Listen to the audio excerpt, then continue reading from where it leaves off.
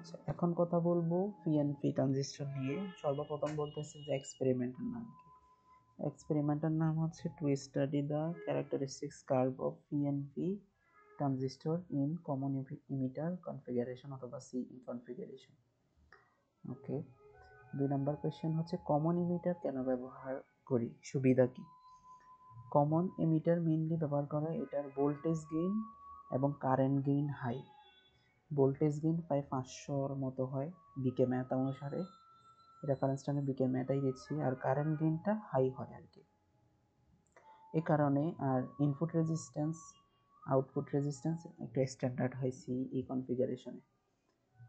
ওকে, common emitter কেন ব্যবহার করতেছি, এটা সুবিধা আমি বললাম, ভোল্টেজ গেইন কারেন্ট গেইন বেশি, এজন্য এটা ইউজ করা হয়। ওকে, ট্রানজিস্টর বায়াসিং মেথড কত প্রকার আমরা জানি। ট্রানজিস্টর বায়াসিং মেথড 3 প্রকার: common emitter, common base, common collector.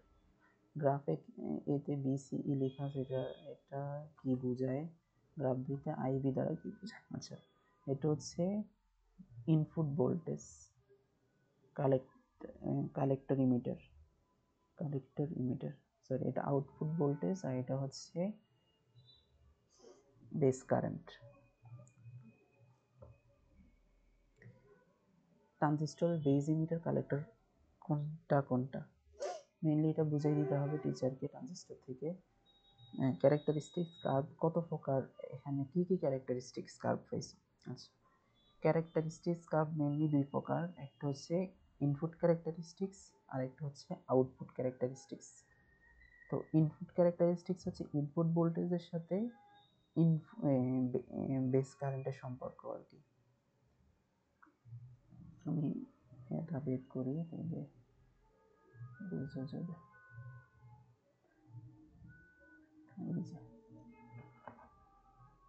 এটা হচ্ছে ইনপুট ক্যারেক্টারিস্টিক্স, ইনপুট ভোল্টেজ বা বেস ইমিটার ভোল্টেজের সাথে বেস কারেন্টের যে রিলেশন সেটা হচ্ছে ইনপুট ক্যারেক্টারিস্টিক্স।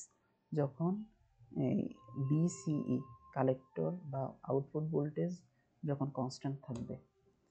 ওকে, আর আউটপুট ক্যারেক্টারিস্টিক্স হচ্ছে আউটপুট ভোল্টেজের সাথে আউটপুট কারেন্টের সম্পর্ক, এবং সেটা কনস্ট্যান্ট, আউটপুট ইনপুট কারেন্টকে কনস্ট্যান্ট রাখতে হবে।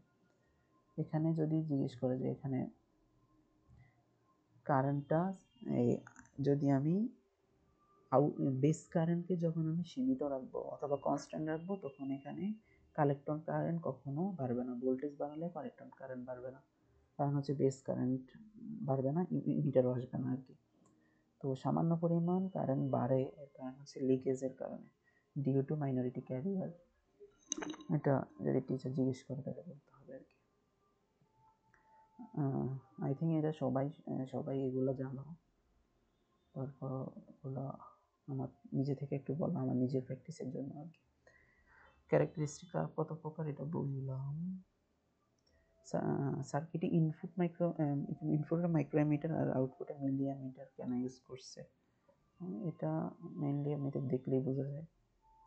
এই যে এটা, এখানে বেস কারেন্টটা কম হবে এই জন্য মাইক্রোমিটার ইউজ করছে, আর কালেক্টর কারেন্ট বেশি হবে উইথ রেসপেক্ট টু বেস, এই জন্য এটা কালেক্টরটা মিলিঅ্যাম্পিয়ার ইউজ করছে। সিম্পল। বেস কারেন্ট মানে বেসে কম কারেন্ট প্রবাহিত হয় কেন, এটার মেইন হচ্ছে ডোফিংটা, বেসটা লাইটলি ডোফড হয়, অ্যাপ্রক্সিমেটলি 1% থেকে 5% কারেন্ট ফ্লো হয় বেস দিয়ে। তো লাইটলি ডোপড হওয়ার কারণে এটা কম কারেন্ট প্রবাহিত হয়। ট্রানজিস্টরের কাজ কি, ট্রানজিস্টরের আজ পর্যন্ত অনেকগুলো কাজ দেখলাম, কিন্তু এর মধ্যে 2টা কাজ সবসময় থাকে, সেটা হচ্ছে সুইচিং এবং অ্যাম্প্লিফিকেশন। সিগন্যালকে বিবর্ধন করে বা অ্যাম্প্লিফাই করে, এবং হাই স্পিড সুইচ হিসেবে কাজ করে ট্রানজিস্টরের 2টা শব্দ থেকে আসছে, সেটা হচ্ছে ট্রান্সফার রেজিস্টার, মানে রেজিস্টারের মধ্য দিয়ে যখন সিগন্যাল ট্রান্সফার হয় তখন সে অ্যাম্প্লিফাই হয়, এখান থেকে তার নামটা আসলো। তো amplifying action is produced by transferring a transistor from a low resistance to high resistance. Low resistance থেকে হাই রেজিস্ট্যান্সে যখন একটা সিগন্যাল ট্রান্সফার হয় তখন সেটা অ্যাম্প্লিফাই হয়। আচ্ছা, এখান থেকে মেইনলি এই কোয়েশ্চেনগুলোই আসার কথা। থ্যাংক ইউ সবাইকে। আসসালামু আলাইকুম।